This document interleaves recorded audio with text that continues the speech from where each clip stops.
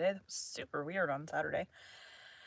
Anyways, I had planned to get 2 chapters done today, but it's almost 8 o'clock already. I don't think I'm going to get all of these 2 chapters done, but tomorrow is 4th of July for me, so I will get the extra one done tomorrow, which means that I have off from my day job. Oh, I forgot to put this guy into airplane mode. Because my iPad is so close to my mic, you can see iPad, mic, there's like maybe a foot difference there. It picks up the static of the cell phone signal. So I was disconnected. Although we're getting static right now, probably from the live. Let me move my phone back a little bit. Dip. Didn't used to have this problem. I'm guessing it's because of the silver board we used in the walls. It makes the signal bounce around in here, maybe? I might be wrong. I don't know. Today we'll be continuing The Life and Adventures of Robinson Crusoe by Daniel Defoe. Chapter 11 finds print of man's foot on the sand.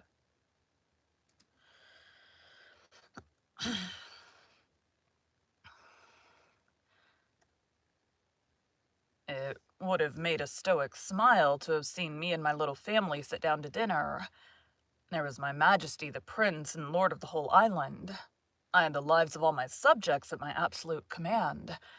I could hang, draw, give liberty, and take it away, and no rebels among all my subjects. Then to see how like a king I dined, too, all alone, attended by my servants. Pole, as if he had been my favorite, was the only person permitted to talk to me. My dog, who was now grown old and crazy, and had found no species to multiply his kind upon, sat always at my right hand. And 2 cats, one on one side of the table and one on the other, expecting now and then a bit from my hand as a mark of a special favor. But these were not the 2 cats which I brought on shore at first, for they were both of them dead, and had been interred near my habitation by my own hand, but one of them having multiplied by I know not what kind of creature, these 2 were 2 which I had preserved tame, whereas the rest ran wild in the woods and became indeed troublesome to me at last, for they would often come into my house and plunder me too, till at last I was obliged to shoot them, and did kill a great many. At length they left me. With this attendance and in this plentiful manner I lived. Neither could I be said to want anything but society, and of that, some time after this, I was likely to have too much. I was something impatient, as I have observed, to have the use of my boat, though very loath to run any more hazards, and therefore sometimes I sat contriving ways to get her about the island, and at other times I sat myself down contented enough without her. But I had a strange uneasiness in my mind to go down to the point of the island where, as I've said in my last ramble, I went up the hill to see how the shore lay, and how the current set, that I might see what I had to do.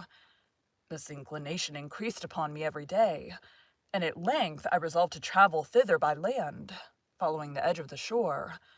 I did so, but had anyone in England met such a man as I was, it must either have frightened him or raised a great deal of laughter, and as I frequently stood still to look at myself, I could not but smile at the notion of my traveling through Yorkshire with such an how do you say that word? There's a fake Merriam-Webster website that always tries to pull up.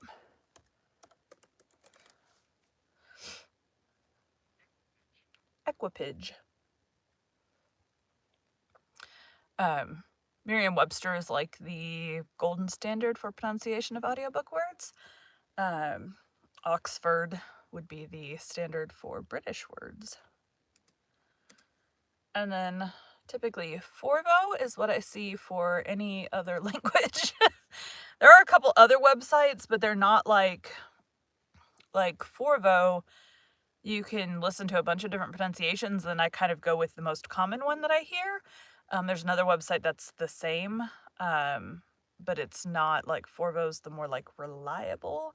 And then sometimes you'll find someone like on YouTube there's a couple pronunciation channels that go over like French and German and like those kind of words. Equipage.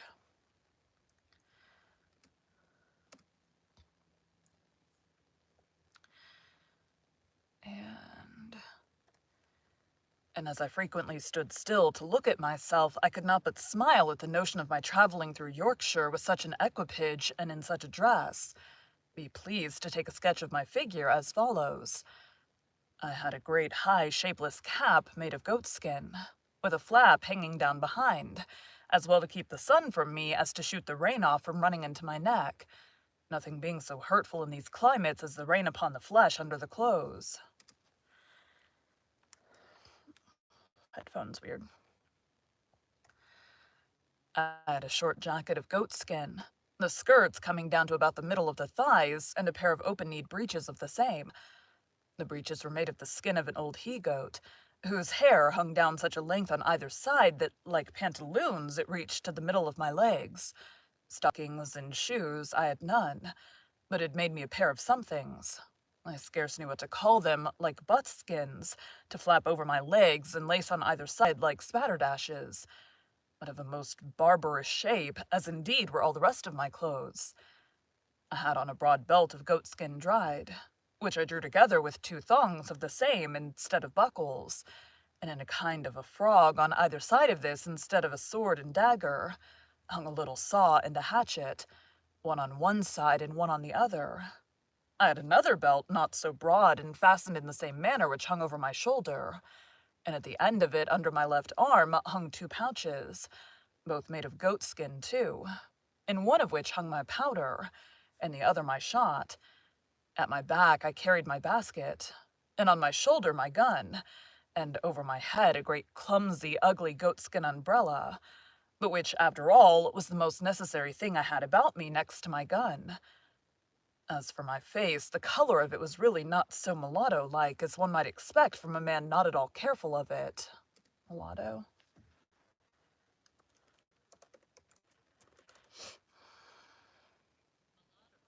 Yep. And living within 9 or 10 degrees of the equinox. My beard I had once suffered to grow till it was about 1/4 of a yard long, but as I had both scissors and razors sufficient, I'd cut it pretty short, except what grew on my upper lip, which I had trimmed into a large pair of... I have no idea what this word is. Mahometan. Even that's like... Pronounce Mahometan. YouTube. Mahometan.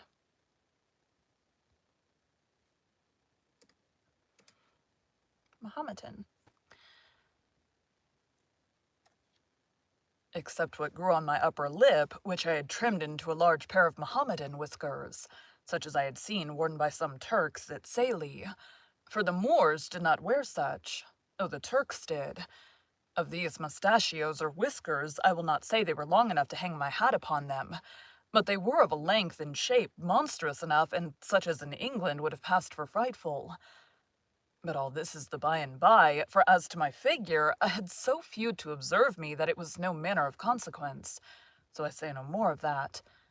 In this kind of dress I went my new journey.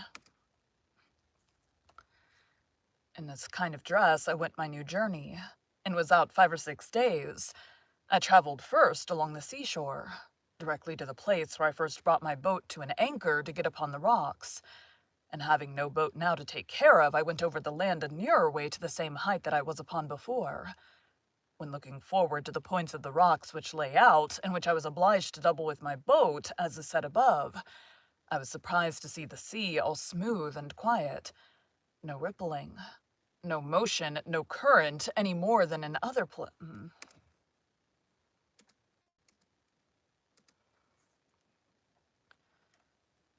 No motion, no current, any more there than in other places. I was at a strange loss to understand this, and resolved to spend some time in the observing it, to see if nothing from the sets of the tide had occasioned it. But I was presently convinced how it was, that the tide of ebb setting from the west and joining with the current of waters from some great river on the shore must be the occasion of this current, and that according as the wind blew more forcibly from the west or from the north, this current came nearer or went farther from the shore.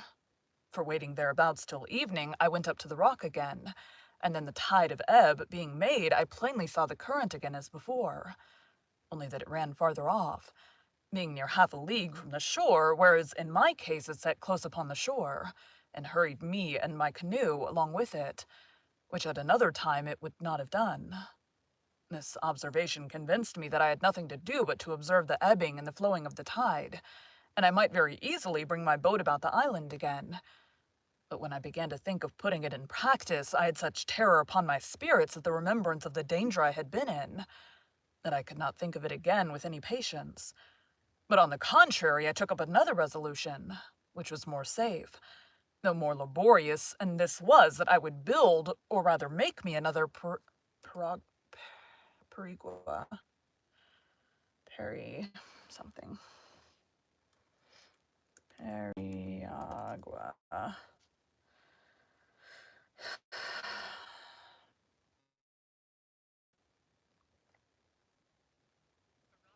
peragua.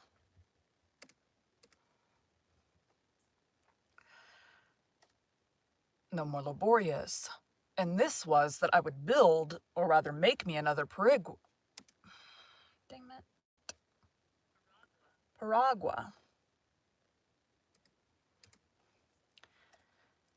And this was that I would build, or rather make me another peragua or canoe, and so have one for one side of the island and one for the other.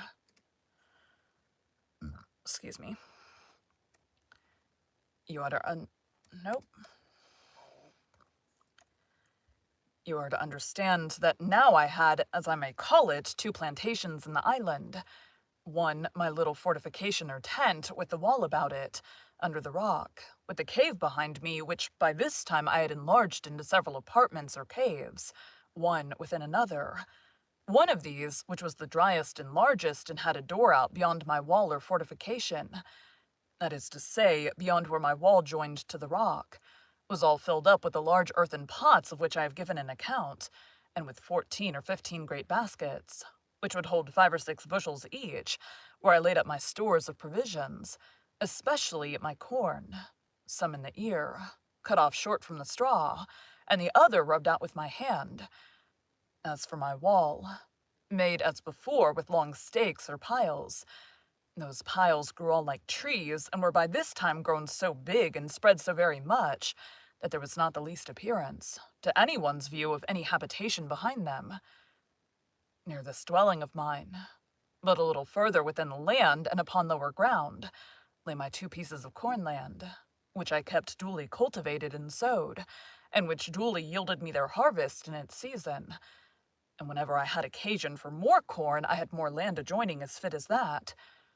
Besides this, I had my country seat, and I had now a tolerable plantation there also. For first, I had my little bower, as I called it, which I kept in repair. That is to say, I kept the hedge which encircled it and constantly fitted up to its usual height, the ladder standing always in the inside. I kept the trees, which at first were no more than stakes, but were now grown very firm and tall, always cut, so that they might spread and grow thick and wild and make the more agreeable shade, which they did effectually to my mind.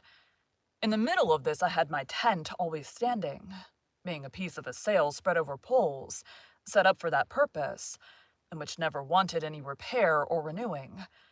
And under this I had made me a squab or couch with the skins of the creatures I had killed, and with other soft things, and a blanket laid on them such as belonged to our sea bedding, which I had saved, and a great watchcoat to cover me. And here, whenever I had occasion to be absent from my chief seat, I took up my country habitation.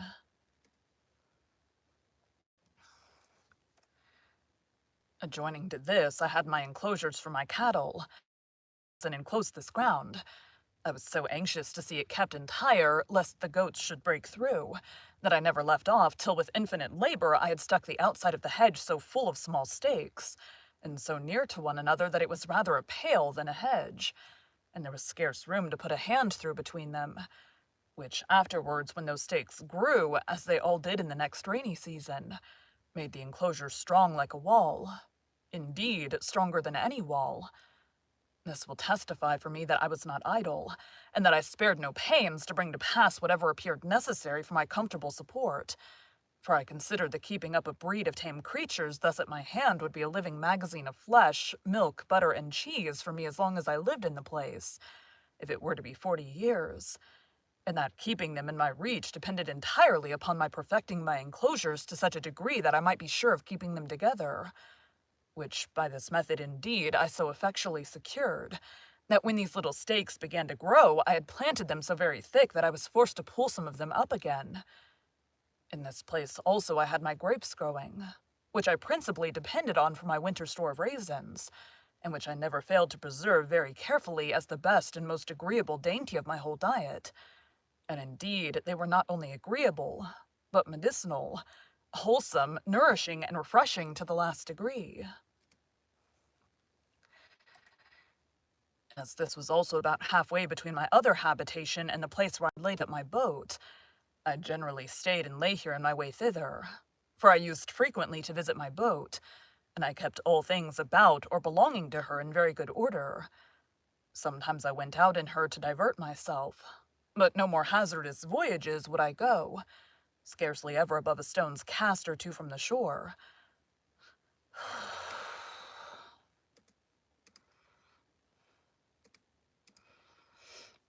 Weird breath there. My chiropractor appointment was supposed to be today, but he was closed this week because of 4th of July. Scarcely.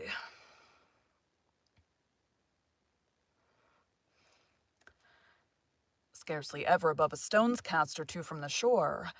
I was so apprehensive of being hurried out of my knowledge again by the currents or winds or any other accident. But now I come to a new scene of my life. It happened one day about noon, going towards my boat. I was exceedingly surprised with the print of a man's naked foot on the shore, which was very plain to be seen on the sand. I stood like one thunderstruck, or as if I had seen an apparition. I listened, I looked round me, but I could hear nothing nor see anything. I went up to a rising ground to look farther. I went up the shore and down the shore, but it was all one. I could see no other impression but that one. I went to it again to see if there were any more, and to observe if it might not be my fancy. But there was no room for that, for there was exactly the print of a foot, toes, heel, and every part of a foot. How it came thither I knew not, nor could I in the least imagine. But after innumerable fluttering thoughts, like a man perfectly confused and out of myself, I came home to my fortification, not feeling, as we say, the ground I went...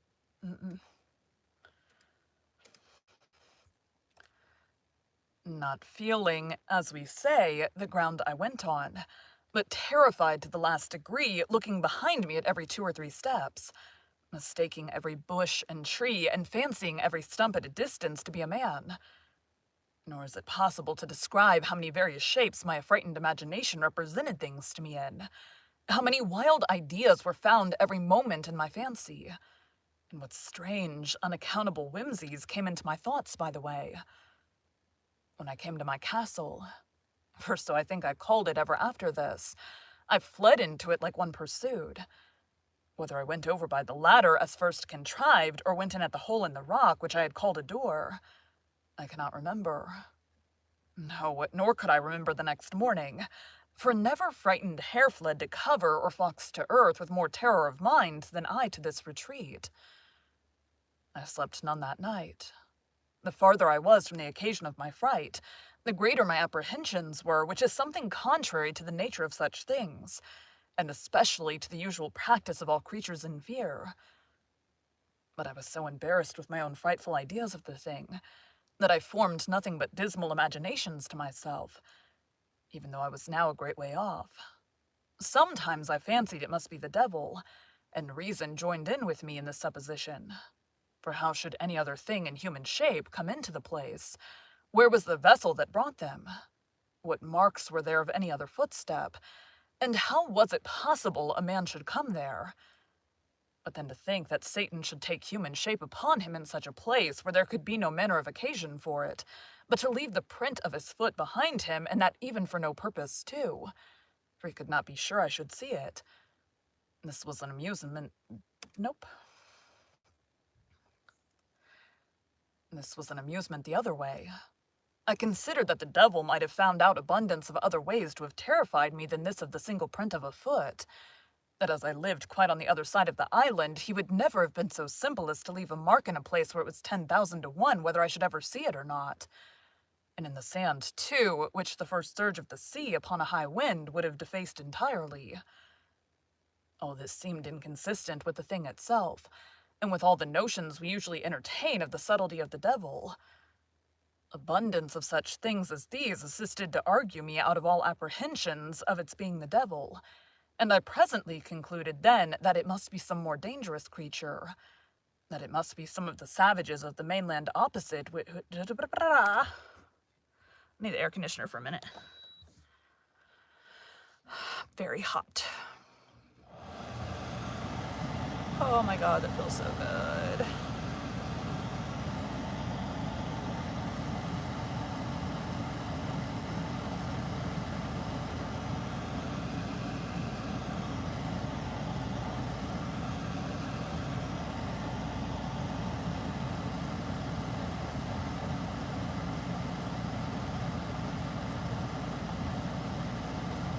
Cool down.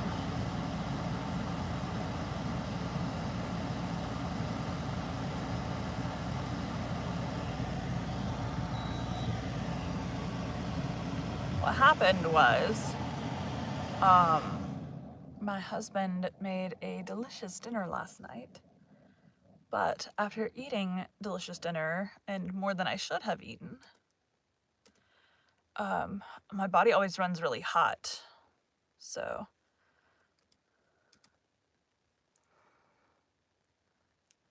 which is fine. It just means that I don't get as long without whatever. So hopefully it'll calm down before I'm narrating today.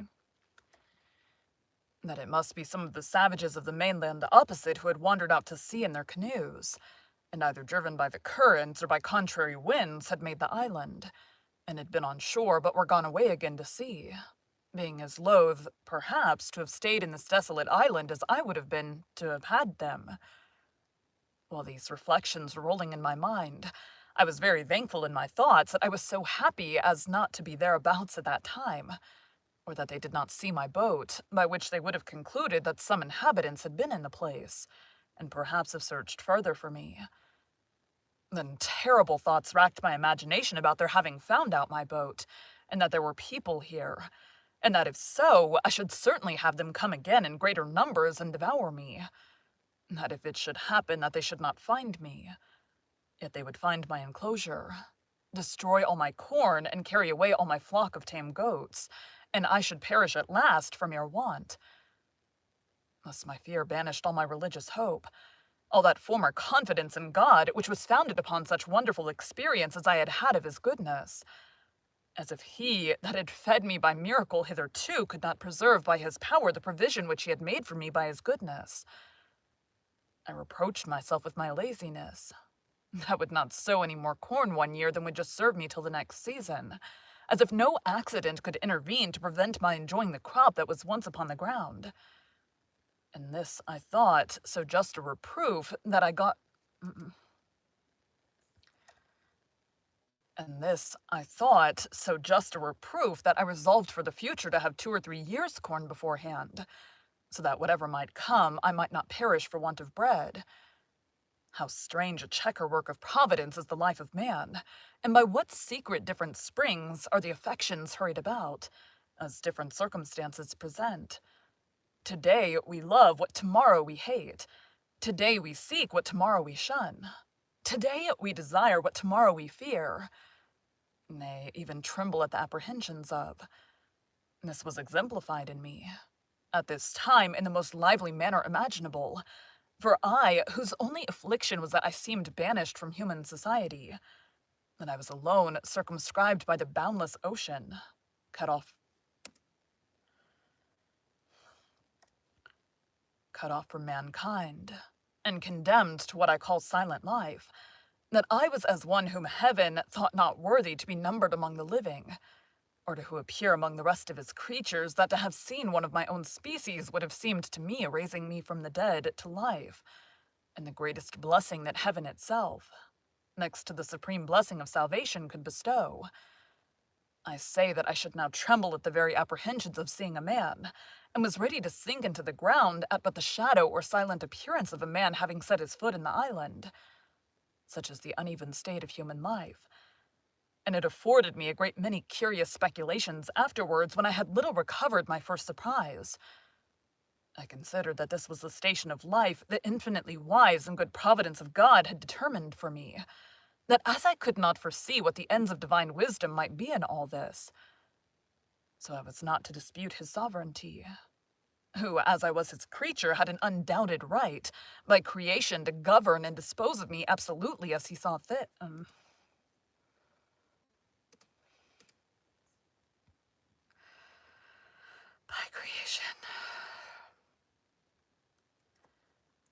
By creation, to govern and dispose of me absolutely as he thought fit, and who, as I was a creature that had offended him, had likewise the judicial right to condemn me to what punishment he thought fit, and that it was my part to submit to bear his indignation, because I had sinned against him. I then reflected that as God, who is not only righteous but omnipotent, had thought fit thus to punish and afflict me, so he was able to deliver me, that if he did not think fit to do so, it was my unquestioned duty to resign myself absolutely and entirely to his will.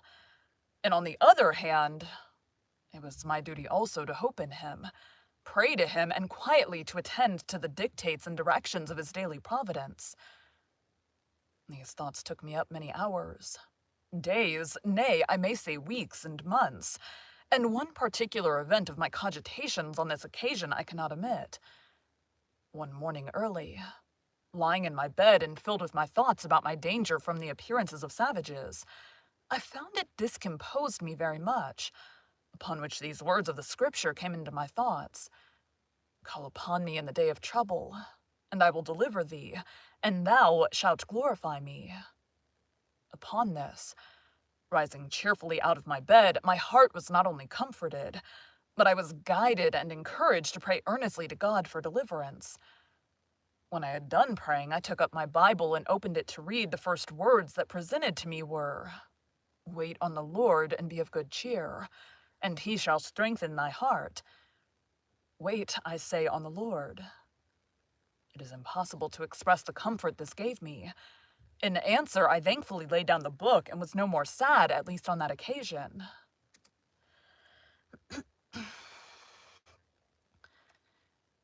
In the middle of these cogitations, apprehensions, and reflections, it came into my thoughts one day that all this might be a mere chimera of my own, and that this foot might be the print of my own foot. Chimera?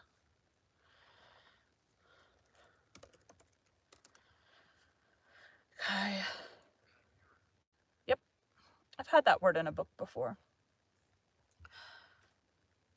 When I came on shore from my boat, this cheered me up a little too, and I began to persuade myself it was all a delusion, that it was nothing else but my own foot, and why might I not come that way from the boat, as well as I was going that way to the boat? Again, I considered also that I could by no means tell for certain where I had trod, and where I had not, and that if at last this was only the print of my own foot, I had played the part of those fools who try to make stories of specters and apparitions, and then are frightened at them more than anybody. Now I began to take courage, and to peep abroad again, for I had not stirred out of my castle for 3 days and nights, so that I began to starve for provisions. For I had little or nothing within doors but some barley cakes and water. Then I knew that my goats wanted to be milked too, which usually was my evening diversion, and the poor creatures were in great pain and inconvenience for want of it, and indeed it almost spoiled some of them. Diversion?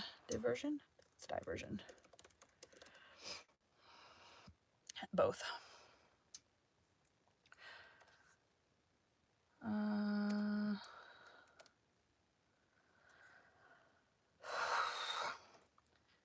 And almost dried up their milk, encouraging myself, therefore, with the belief that this was nothing but the print of one of my own feet, and that I might be truly said to start at my own shadow. I began to go abroad again, and went to my country house to milk my flock, but to see with what fear I went forward, how often I looked behind me. I was ready every now and then to lay down my basket and run for my life. It would have made anyone have thought I was haunted with an evil conscience, or that I had been lately most terribly frightened, and so indeed I had. However, I went down thus 2 or 3 days, and having seen nothing, I began to be a little bolder, and to think there was really nothing in it but my own imagination. My stomach just made a noise.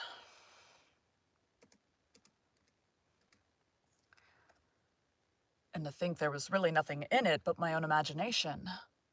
But I could not persuade myself fully of this till I should go down to the shore again, and see this print of a foot, and measure it by my own, and see if there was any similitude or fitness.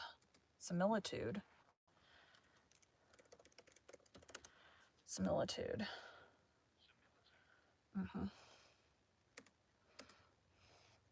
And see the...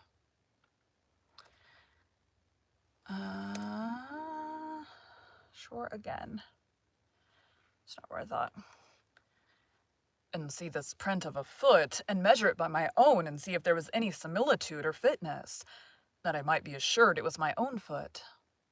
But when I came to the place, first, it appeared evidently to me that when I laid up my boat, I could not possibly be on shore anywhere thereabouts. Secondly, when I came to measure the mark with my own foot, I found my foot not so large by a great deal. Both these things filled my head with new imaginations, and gave me the vapors again to the highest degree, so that I shook with cold like one in an ague.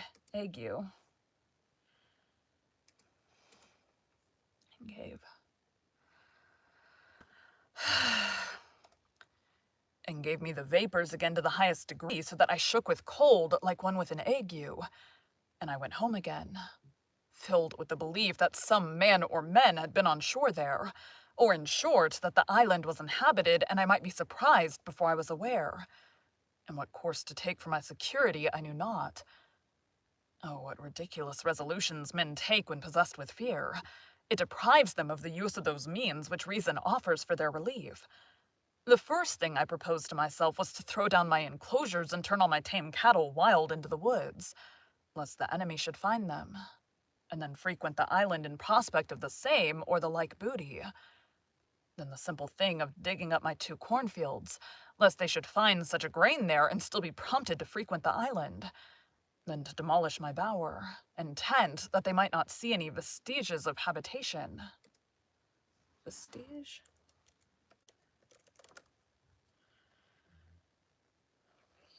Vestige.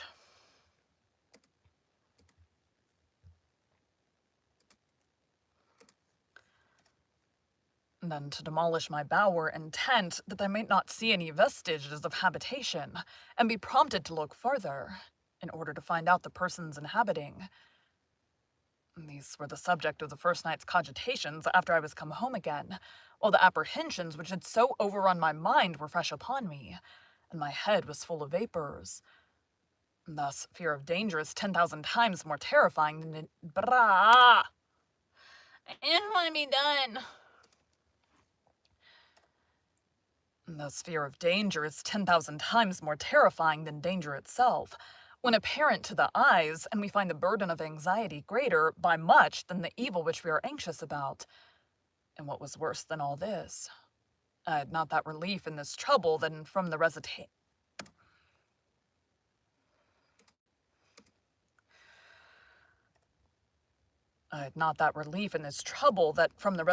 I used to practice I hoped to have. I looked.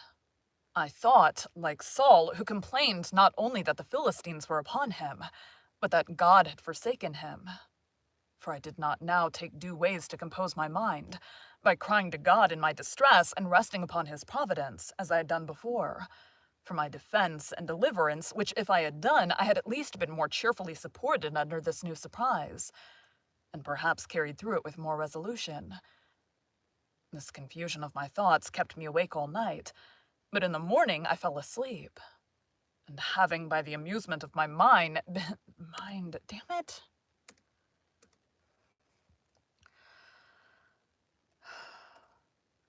and having, by the amusement of my mind, been as it were tired and my spirits exhausted, I slept very soundly, and waked, damn it! And waked much better composed than I had ever been before. And now I began to think sedately, and upon debate with myself, I concluded that this island, which was so exceedingly pleasant, fruitful, and no farther from the mainland than as I had seen, was not so entirely abandoned as I might imagine. That although there were no stated inhabitants who lived on the spot, yet that there might sometimes come boats off from the shore, who either with design, or perhaps never but when they were driven by crosswinds, might come to this place. That I had lived there 15 years now, and had not met with the least shadow or figure of any people yet, and that if it didn't... Damn it!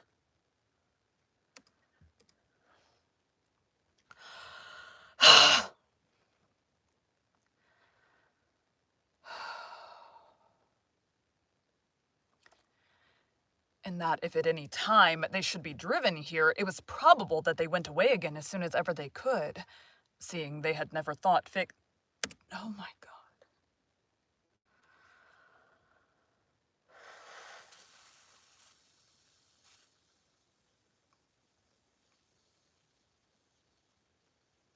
The downfall of my brain.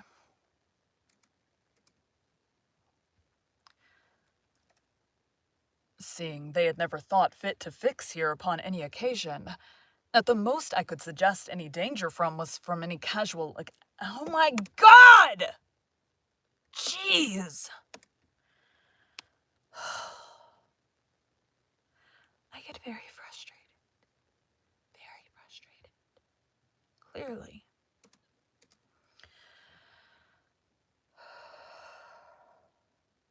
Like, if I make a mistake here or there, I'm fine.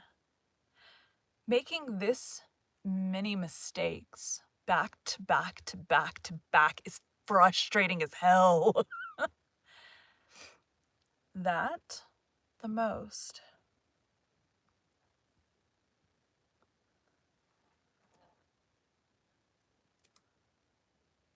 Suggest any danger. At the most I could suggest any danger from was from any casual, accidental landing of straggling people from the main, who, as it was likely, if they were driven hither, were here against their wills, so they made no stay here, but went off again with all possible speed, seldom staying one night on shore, lest they should not have the help of the tides and daylight back again, and that therefore I had nothing to do but to consider of some safe retreat, in case I should see any savages land upon the spot. Now I began sorely to repent that I had dug my cave so large as to bring a door through again, which door, as I said, came out beyond where my fortification joined to the rock. Upon maturely considering this, therefore, I resolved to draw me a second fortification, in the manner of a semicircle, at a distance from my wall, just where I had planted a double row of trees about 12 yards 12 years.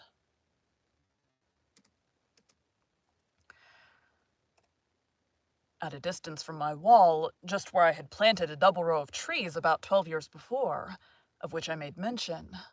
These trees having been planted so thick before, they wanted but few piles to be driven between them, that they might be thicker and stronger, and my wall would be soon finished, so that I had now a double wall.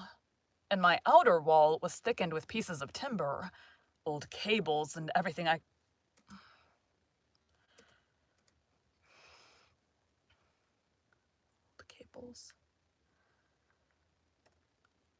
Old cables and everything I could think of to make it strong, having in it 7 little holes about as big as I might put my arm out at.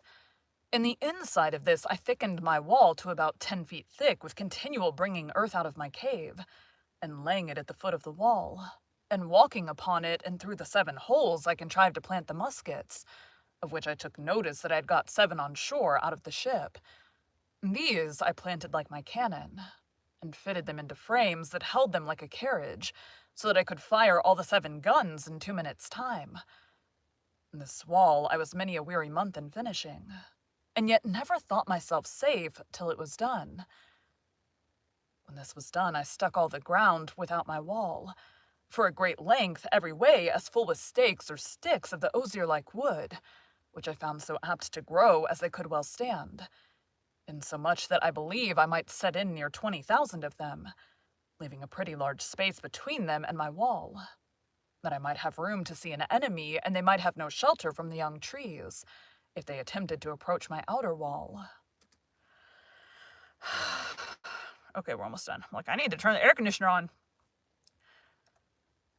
Thus, in 2 years' time, I had a thick grove, and in 5 or 6 years' time, I had a wood before my dwelling, growing so monstrously thick and strong that it was indeed perfectly impassable, and no men, of what kind soever, could ever imagine that there was anything beyond it, much less a habitation.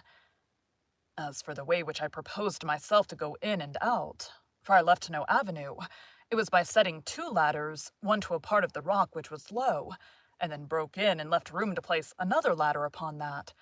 So when the 2 ladders were taken down, no man living could come down to me without doing himself mischief. And if they had come down, they were still on the outside of my outer wall. Thus I took all the measures human prudence could suggest for my own preservation, and it will be seen at length that they were not altogether without just reason, though I foresaw nothing at that time more than my mere fear suggested to me.